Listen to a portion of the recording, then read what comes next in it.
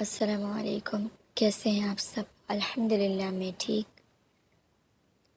آج میں للیلۃ القدر کے بارے میں کچھ باتیں بتانا چاہتی ہوں، اور دو دعاؤں کے بارے میں بتانا چاہتی ہوں کہ یہ دعائیں بھی ہمیں پڑھنی ہے للیلۃ القدر ان 10 راتوں میں۔ اور کیا کیا سائنس ہے کہ وہ رات شب قدر کی ہو، اس سائنس کے بارے میں بھی انشاءاللہ میں بتاؤں گی آپ لوگوں کو۔ سب سے پہلے تو ہم لوگ یہ کرتے ہیں کہ ہم لوگ صرف 27ویں شب کو عبادت کرتے ہیں، اس وقت اللہ سے مانگتے ہیں۔ حالانکہ نبی پاک صلی اللہ علیہ وسلم جب یہ 10 دن شروع ہوتے تو وہ اپنے کمر کو باندھ دیتے اور بس عبادت کرتے رہتے ان 10 دنوں، اور وہ پوری رات جاگتے اور صرف تھوڑی دیر کے لیے سوتے، مطلب پوری نیند نہیں کرتے، اور پھر سے جاگتے، پھر سے عبادت کرتے فجر تک۔ تو ہمیں جو ہے نا ان 10 راتوں میں ہی عبادت کرنی ہے، صرف طاق راتوں میں عبادت نہیں کرنی، کیونکہ جو حضرت جبرائیل علیہ السلام ہے نا، وہ روز ان 10 دنوں میں آتے ہیں، مغرب کے بعد اور فجر کے بعد وہ جاتے ہیں۔ تو ان 10 دنوں میں ہمیں عبادت کرنی ہے، تاکہ جب وہ واپس آسمان کو لوٹے اور ملائکہ ان سے پوچھے کہ کس کس نے عبادت کی، کون کیا کر رہا تھا، تو وہ ہمارا نام بھی لے اس وقت کہ کون کیا کر رہا تھا، وہ ہمارے بھی بتائے کہ ہم بھی عبادت کر رہے تھے۔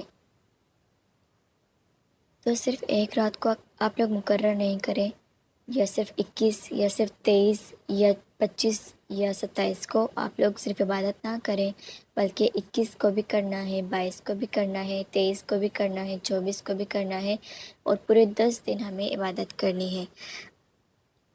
تو 2 طاق رات تو گزر چکی ہے، 3 طاق رات 2 گزر چکی ہے، اور 22ویں رات بھی گزر چکی ہے۔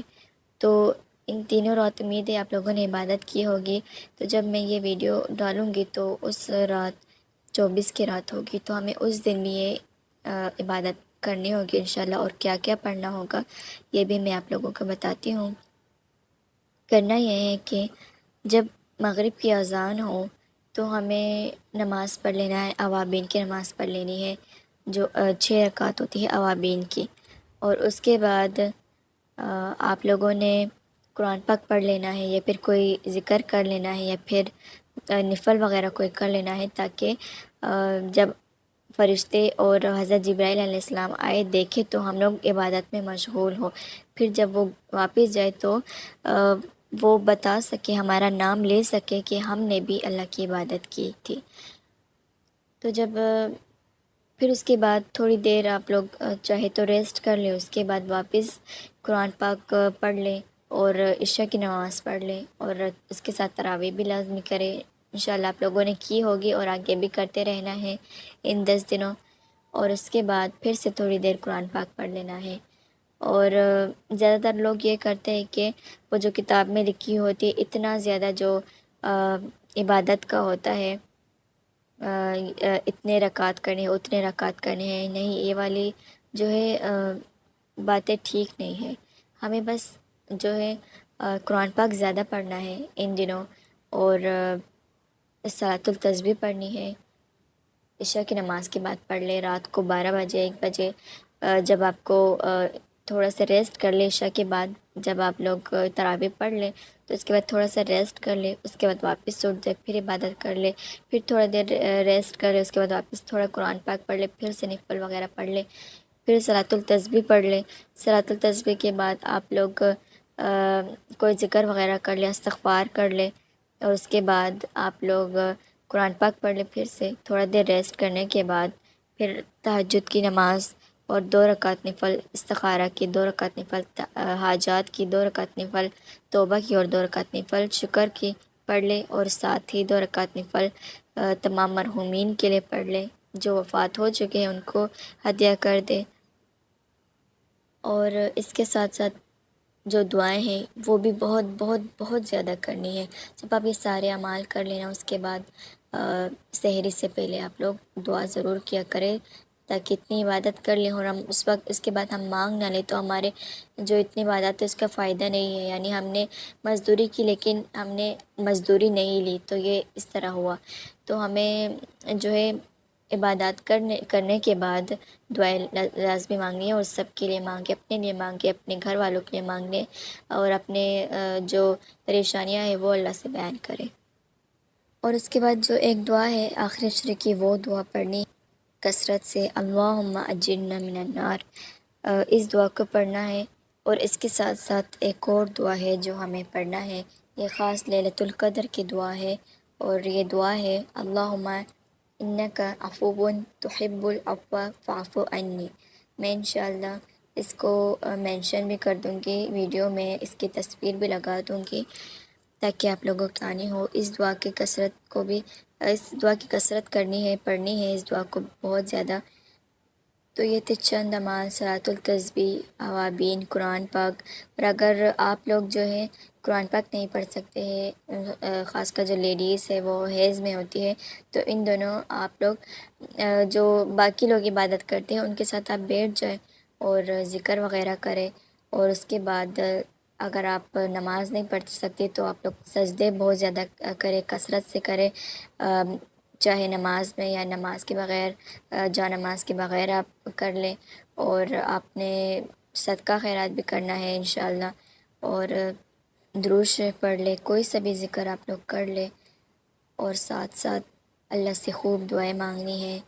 اور ضروری نہیں ہے کہ آپ اگر حیض میں ہیں تو آپ کے، ہم سمجھتے ہیں کہ جب ہم پیریڈس آ جائے تو ہماری دعائیں قبول نہیں ہو سکتی ہیں، تو ایسا بالکل نہیں ہے. آپ لوگ اس حیض میں بھی اللہ کو دکھائے کہ آپ جو ہے پیریڈس میں ہیں، آپ بیمار ہیں، لیکن آپ پھر بھی عبادت کر رہی ہیں، اللہ کو اپنی محنت دکھا رہے ہیں، اور اپنے جو دعائیں ہیں، جو آپ کی پریشانی ہیں وہ اللہ سے بیان کر رہی ہیں. تو کیسے ہو سکتا ہے کہ اللہ آپ کی دعائیں قبول نہ کرے؟ تو اللہ سے مانگے، بہت زیادہ مانگے. ان 10 راتوں میں خوب خوب خوب جتنا ہو سکتا ہے آپ سے آپ مانگے، اور اللہ سے عید سے پہلے اپنی دعائیں قبول کروا لیں. تو یہ تھے چند اعمال، قرآن پاک اور نوافل، صلاۃ التسبیح، تہجد، ذکر اور دعائیں. یہ آپ نے اپنے ان 10 دن کے اعمال میں شامل کرنا ہے. اور جو اس رات کے جو سائنس ہے کہ یہ رات آیا شب قدر لیلۃ القدر ہے یا نہیں، تو وہ سائنس یہ ہے کہ اس دن کی جو رات ہے وہ نہ زیادہ ٹھنڈی ہوتی ہے نہ زیادہ گرم ہوتی ہے، اور اس رات جو ہے سکون بہت محسوس ہوتا ہے، اور جو پرندوں کی آوازیں ہوتی ہے وہ سنائی دیتی ہے، اور ہلکی پھلکی بارش بھی ہوتی ہے اس رات، اور تھوڑا سا موسم ٹھنڈا سا بھی ہوتا ہے. اور وہ رات جو ہے، اور اس کی جو صبح ہے نا وہ زیادہ گرم نہیں ہوتی ہے، کیونکہ جو سورج ہے اس کے سامنے حضرت جبرائیل علیہ السلام اور ملائکہ فرشتے جو ہے وہ کھڑے ہوتے ہیں، تو اس لیے وہ تپش جو ہے اتنی نہیں آتی، اور وہ صبح جو ہے تھوڑی ٹھنڈی سی ہوتی ہے. اور یہ نشانیاں 24، 22 اور 26 کو بھی ظاہر ہو سکتی ہے، صرف طاق رات کو نہیں، کیونکہ یہ 10 کے 10 دن جو ہے عبادت کے ہیں. یہ 10 کے 10 دن اللہ نے عبادت کرنے کو کہا ہے، تو کوئی بھی رات ہو سکتی ہے شب قدر کی.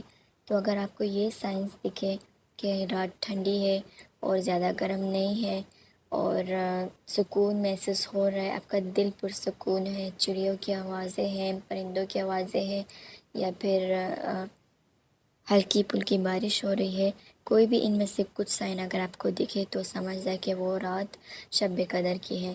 باقی اللہ بہتر جانتا ہے، اور وہ اس رات پھر آپ نے اللہ سے اور زیادہ مانگنا ہے، دعائیں کرنی ہے، گر گرا کر اللہ سے مانگنا ہے. تو یہ تھے کچھ اعمال جو ان راتوں کا ہمیں کرنا ہے.